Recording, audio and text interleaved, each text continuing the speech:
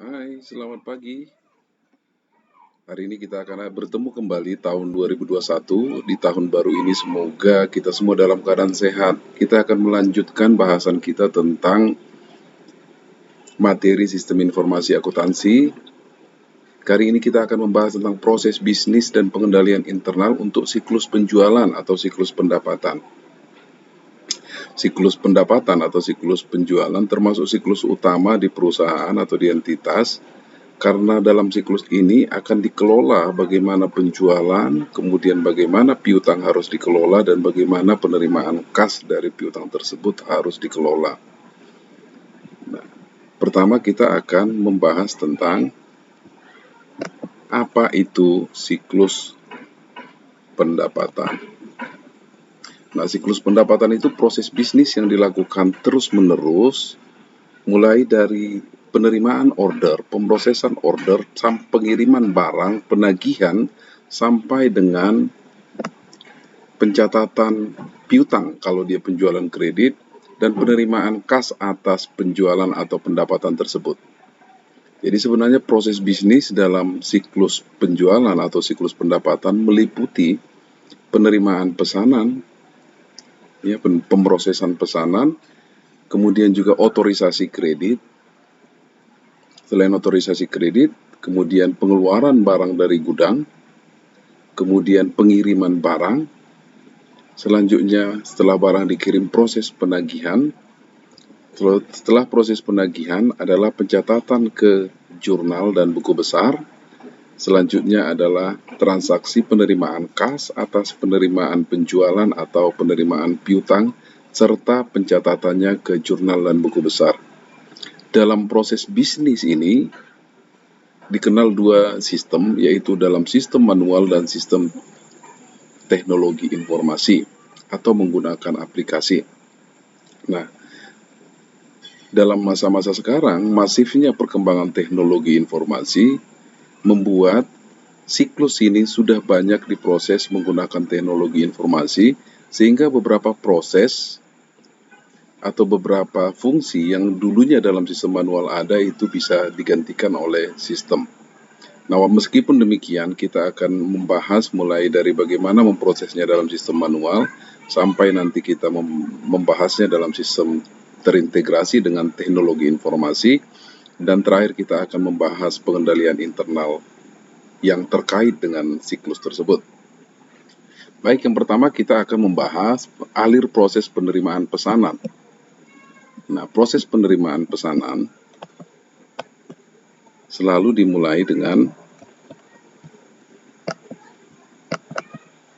pelanggan memasukkan order pembelian kepada bagian penjualan. Nah, order pembelian ini bisa dilakukan dengan secara lisan atau mengirimkan melalui email atau melalui surat. Kemudian, nanti order pembelian yang dikirimkan itu tentunya formatnya berbeda dengan format order penjualan yang oleh perusahaan, sehingga bagian penjualan harus membuat atau mengisi surat order penjualan atau formulir order penjualan. Nah, nanti formulir order penjualan ini akan diteruskan ke fungsi kredit. Fungsi kredit akan memeriksa kelayakan kredit, terutama terhadap pelanggan baru. Kalau pelanggan lama, apakah limit kreditnya terpenuhi atau perlu peningkatan terhadap limit kredit. Nah, dalam sistem terkomputerisasi, tentunya ini beberapa hal sudah bisa digantikan oleh komputer, terutama pembatasan limit. Nah, kemudian juga mau dilihat apakah dalam pesanan tersebut berasal dari pelanggan yang memang secara kelayakan kredit layak untuk diberikan kredit. Nah, fungsi kredit akan meneliti tersebut. Kemudian setelah itu nanti apabila kredit disetujui, maka bagian penjualan akan memberitahukan kepada pelanggan. Kemudian order penjualan juga diberikan kepada bagian akuntansi, kemudian kepada bagian penagihan, kemudian kepada bagian gudang. Untuk apa bagian gudang? Order penjualan yang diberikan kepada bagian gudang ini adalah berfungsi sebagai slip pengeluaran barang, ya, slip pengeluaran barang. Kemudian yang order penjualan ke bagian pengepakan dan pengiriman itu berfungsi sebagai nanti untuk membuat slip pengiriman atau packing slip untuk slip pengepakan atau packing slip, sedangkan order penjualan ke gudang itu tadi sebagai slip untuk pengeluaran barang. Ya, jadi barangnya sama. Nah, dalam sistem terintegrasi teknologi informasi, bagian-bagian ini tidak perlu lagi dikirimi dokumen-dokumen fisik, namun bisa langsung dia lihat dari database aplikasi atau komputer. Kemudian, setelah ini proses persetujuan kredit, setelah fungsi kredit menerima order penjualan, maka dilakukan analisis kelayakan pemberian kredit. Kelayakan tersebut mulai dari kelayakan kapasitasnya gitu ya, apakah limitnya terpenuhi atau tidak gitu ya. Hasil itu akan dikirimkan juga kepada bagian penagihan, bagian akuntansi, dan kepada bagian penjualan. Nah, pada tahap ini bagian penagihan dan piutang usaha sudah memiliki dua dokumen, yaitu order penjualan dan hasil analisis kelayakan pemberian kredit dari fungsi kredit. Setelah kredit disetujui, kemudian dilakukan pengeluaran barang dan pengiriman. Pengeluaran barang dan pengiriman. Nanti bagian gudang itu akan memberikan barang, nanti order penjualan itu akan berfungsi sebagai slip pengeluaran barang. Nah, barang akan dikirimkan kepada bagian pengepakan dan pengiriman. Oleh bagian pengepakan dan pengiriman, ini penting sekali sebagai pengendalian. Bagian pengepakan dan pengiriman harus mencocokkan barang yang diterima dari bagian gudang dengan order penjualan yang diterima. Ingat ya, order penjualan yang dia terima dari bagian penjualan. Itu harus sesuai, supaya nanti barang yang dikepak dan dikirim itu tidak berbeda dengan barang yang dipesan. Nah, nanti order penjualan yang diterima dari bagian penjualan itu akan dibuat menjadi slip pengepakan, ditempel di atas barang. Kemudian bagian pengepakan dan pengiriman akan membuat bukti pengiriman barang, ya, bukti pengiriman barang, atau dalam dokumen lain sering disebut juga bill of lading atau kadang-kadang shipping notice, ya, pemberitahuan pengiriman atau bill of lading. Kemudian bill of lading itu akan diberikan kepada pelanggan bersama dengan barang. Nanti pelanggan akan menandatangani atau memberikan slip penerimaan barang, itu boleh saja. Kemudian nanti bukti pengiriman barang atau bill of lading atau shipping notice itu akan diberikan juga kepada bagian akuntansi, yaitu bagian kartu piutang usaha. Kemudian bukti pengiriman tersebut juga diberikan kepada bagian penagihan sebagai dasar untuk melakukan penagihan. Nah, kembali lagi tadi bagian gudang juga memberitahukan slip pengeluaran barang itu kepada bagian akuntansi, kartu persediaan, untuk mengurangi sediaan. Jadi perhatikan, dalam sistem perpetual ada dua catatan akuntansi untuk inventory sediaan, yaitu di gudang sendiri yang disebut dengan kartu gudang, ya, kartu gudang itu diingat, dan di akuntansi sendiri disebut dengan kartu sediaan atau pengendali sediaan. Oke, bisa dipahami ya. Nah, kemudian berikutnya adalah proses penagihan dan pencatatan ke kartu pelanggan. Nah, ingat penagihan itu dilakukan apabila barang sudah dikirimkan. Ya, perhatikan di sini bagian penagihan membuat faktur berdasarkan order penjualan, persetujuan kredit, dan yang terakhir adalah bukti pengiriman dan penerimaan barang. Jadi ketiga dokumen ini harus selaras, sesuai. Artinya order penjualan, persetujuan kredit, bukti pengiriman dan penerimaan barang mencantumkan barang yang sama, kuantitas yang sama, dan jenis yang sama. Baru kemudian nanti bagian penagihan akan membuat faktur penjualan. Faktur tersebut akan diberikan kepada pelanggan dan diberikan kepada bagian akuntansi, selain dia sendiri untuk mengarsip dalam sistem manual. Nah, bagian piutang nanti memeriksa kesesuaian faktur dengan berbagai dokumen sebelum mencatat ke kartu piutang.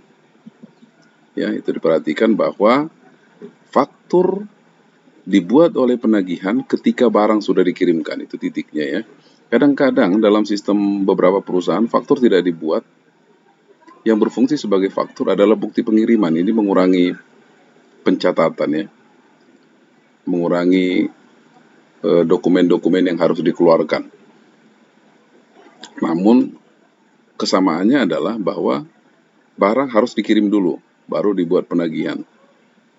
Nah, penagihan itu dibuktikan dengan faktur. Faktur tersebut nanti diberikan kepada pelanggan sebagai penagihan dan diberikan kepada bagian akuntansi kartu piutang. Nah, bagian penagihan nanti bisa juga membuat laporan penjualan.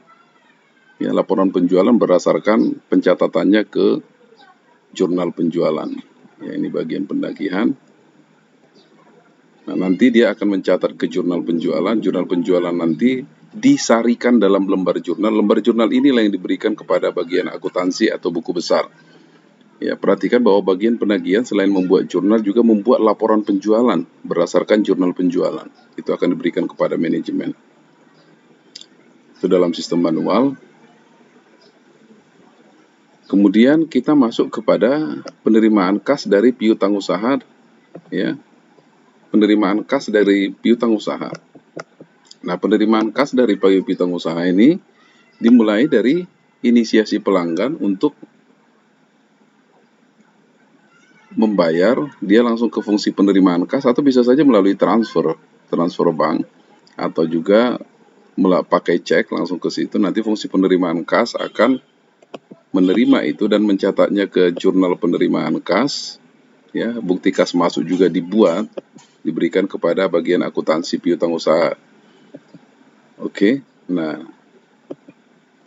jurnal voucher nanti akan dibuatkan oleh fungsi penerimaan kas untuk diberikan kepada akuntansi buku besar.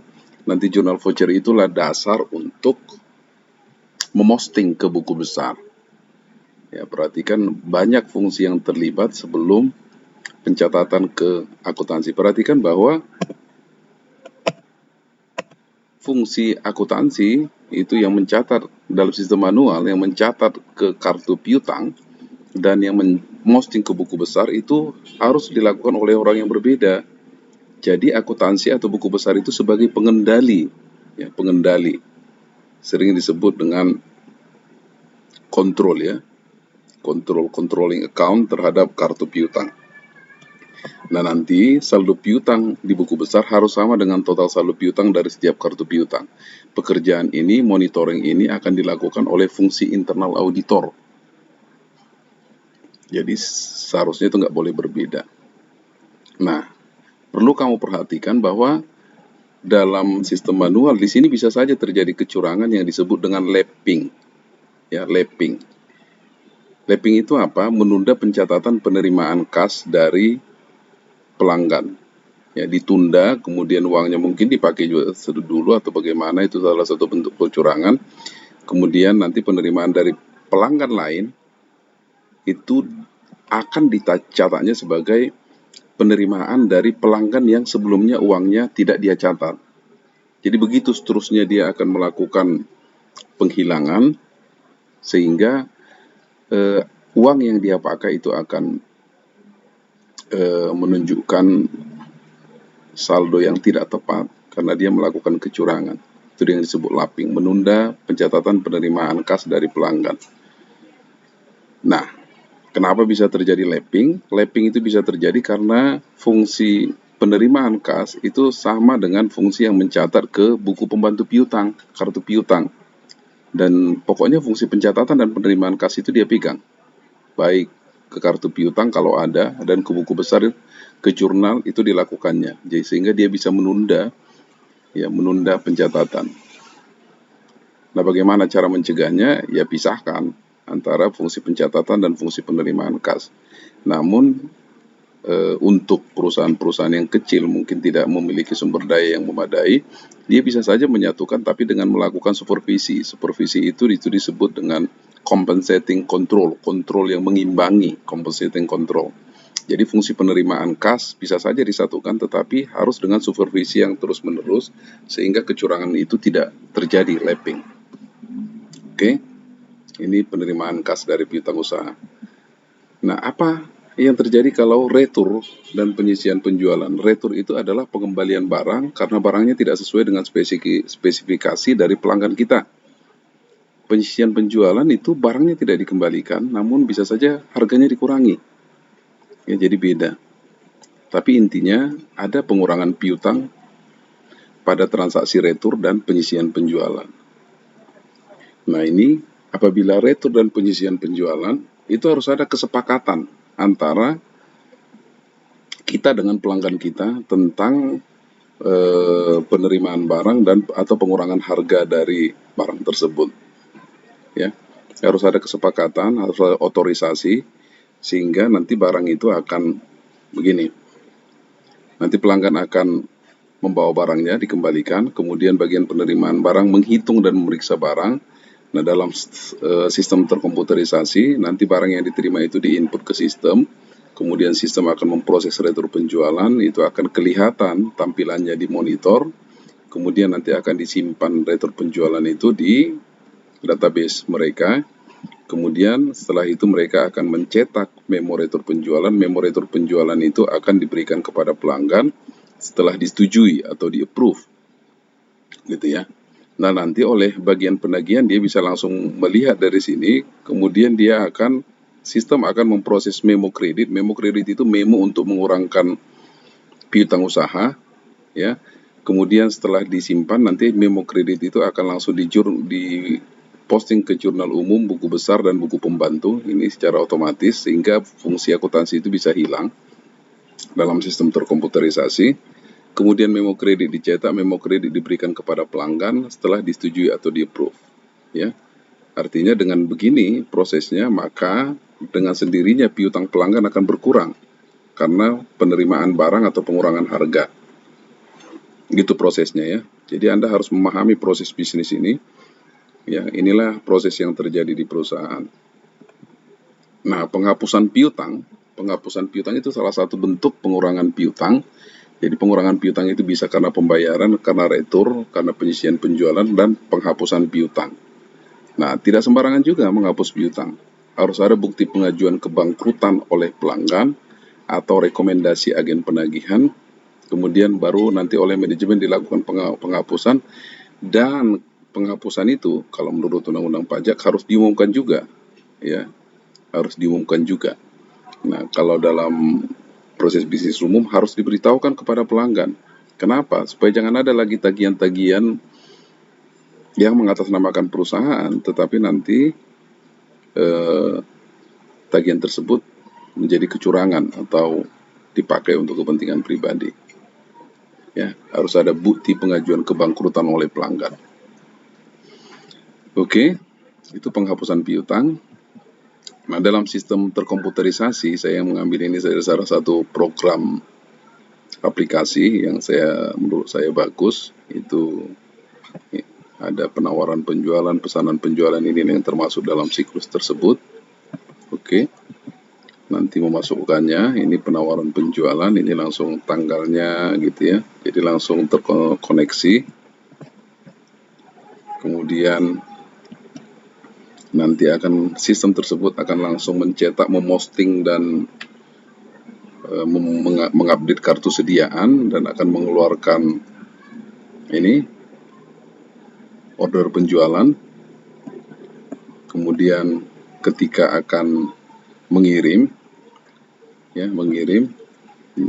kemudian akan dicetak begini bentuknya, delivery order, ya. Perhatikan, bukti yang bagus itu akan selalu membuat field untuk otorisasi. Kemudian selanjutnya, setelah barang dikirimkan, ini proses pembuatan invoice. Ya, invoice ini data harus diisi. Nah, nanti langsung diposting oleh sistem ke catatan akuntansi. Ini faktur disiapkan oleh, disetujui oleh, dikirim oleh, diterima oleh. Ini harus jelas ya. Nah, ini sistem yang cukup bagus, dan dia langsung akan mengupdate database. Nah, perhatikan dalam sistem yang baik juga harus ada pembatasan akses terhadap hal-hal yang terkait siklus penjualan. Kita bisa membatasi aksesnya, ya. Sehingga kalau dia dalam sistem LAN, nggak semua orang yang terlibat dalam siklus tersebut bisa mengakses semuanya. Ya, jadi kita bisa batasi aksesnya dalam sistem yang bagus. Dalam sistem ERP juga begitu. Ya, sistem ERP yaitu seperti SAP. Ini dalam bentuk kecil. Kemudian ini kartu piutang. Kartu piutang itu berisi seluruh informasi tentang pelanggan kita. Baik alamat, nama, kemudian terminnya juga, ini otorisasi kreditnya, otorisasi kredit. Jadi otorisasi kredit bisa dilakukan oleh komputer dengan membatasi limit dari kredit yang diberikan kepada satu pelanggan.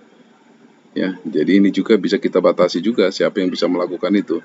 Nah, untuk pelanggan baru biasanya nggak bisa melakukan melalui sistem, itu harus melalui personil manajemen atau personil yang ditugaskan untuk melakukan fungsi pengotorisasian kredit. Ya, untuk pelanggan baru atau peningkatan limit kredit. Mungkin pelanggannya minta limit kreditnya ditingkatkan. Itu harus dilakukan oleh fungsi analisis kreditnya. Ya. Kemudian, nah ini kita lihat dulu kelompok transaksi. Ini tadi yang saya ceritakan, oke. Catatan dokumen dan catatannya, penerimaan kas, penghapusan piutang, ya. Nah, ancaman, ini yang paling penting, ancaman dalam entry pesanan penjualan bisa diidentifikasi ada 4 ancaman: pesanan pelanggan yang tidak lengkap atau tidak akurat, penjualan secara kredit ke pelanggan yang memiliki catatan kredit buruk, kemudian keabsahan pesanan, pesanannya valid atau tidak ya. Kemudian ancaman berikutnya habisnya inventory atau biaya penggudangan meningkat dan pengurangan harga. Nah, biasanya untuk mengatasi ancaman-ancaman ini, ingat pengendalian itu dirancang untuk mengatasi risiko. Risiko itu timbul dari berbagai ancaman ya. Nah, untuk pesanan yang pelanggan yang tidak akurat harus dilakukan pemeriksaan kelengkapan data pelanggan, pencarian otomatis data referensi untuk sistem terkomputerisasi, ya, jadi secara otomatis. Kemudian penjualan yang secara kredit ke pelanggan yang memiliki catatan kredit buruk. Pertama, menetapkan batas kredit untuk setiap pelanggan. Yang kedua, persetujuan kredit oleh manajer bagian kredit, terutama untuk pelanggan baru dan pelanggan yang ingin menaikkan limit kredit. Kemudian memelihara catatan yang akurat atas saldo piutang pelanggan. Kalau dalam sistem terkomputerisasi biasanya sudah ada itu ya, catatan kartu piutang tersebut yang berisi catatan pelanggan, namun harus dibatasi aksesnya. Tidak sembarangan orang bisa mengakses kartu pelanggan tersebut. Nah, untuk pesanannya, validnya, ya harus ada otorisasi, baik otorisasi dengan digital dan sertifikasi digital untuk e-bisnis. Nah, untuk mengatasi ancaman habisnya inventory, biaya pergudangan yang meningkat, dan pengurangan harga, nah kita harus menggunakan sistem pengendalian sediaan berbasis perpetual, ya, berbasis sistem perpetual, dan secara periodik harus melakukan perhitungan fisik. Nah, kemudian dalam proses pengiriman, ancaman yang bisa diidentifikasi adalah kesalahan pengiriman barang dagangan, salah jumlah, salah alamat, nah itu yang sering. Kemudian ada pencurian sediaan. Nah, biasanya pengendalian yang bisa dilakukan, bandingkan data pengiriman dan pesanan penjualan. Kemudian dalam sistemnya sedikit lebih canggih atau lebih tinggi adalah menggunakan pemindai kode garis atau barcode, ya. Kemudian ada pengendalian aplikasi entry data. Jadi sebelum data di entry dimasukkan ke dalam sistem, bandingkan dulu seluruh dokumen, ya, seluruh dokumen. Nah, untuk pencurian sediaan, nah, persediaan di tempat yang aman dengan pembatasan akses secara fisik. Artinya apa? Jangan, bisa dengan menggunakan CCTV ya, di tempat yang aman dengan pembatasan akses secara fisik. Artinya orang yang ke gudang itu tidak sembarang orang, harus dibatasi siapa yang bisa mengakses gudang atau tempat penyimpanan. kemudian bisa menggunakan CCTV, kemudian semua transfer internal didokumentasikan. Jadi kalau ada barang keluar harus ada dokumen pengeluaran barang gitu ya. Kemudian perhitungan fisik sediaan secara periodik dan rekonsiliasi perhitungan dengan jumlah yang dicatat. Kemudian proses penagihan dan piutang usaha, gagal tagih, kesalahan-kesalahan dalam penagihan, kesalahan posting ke kartu pelanggan, dan memo kredit yang tidak akurat. Ya, kemudian penagihan pencurian kas, ini kita bisa lihat. Oke.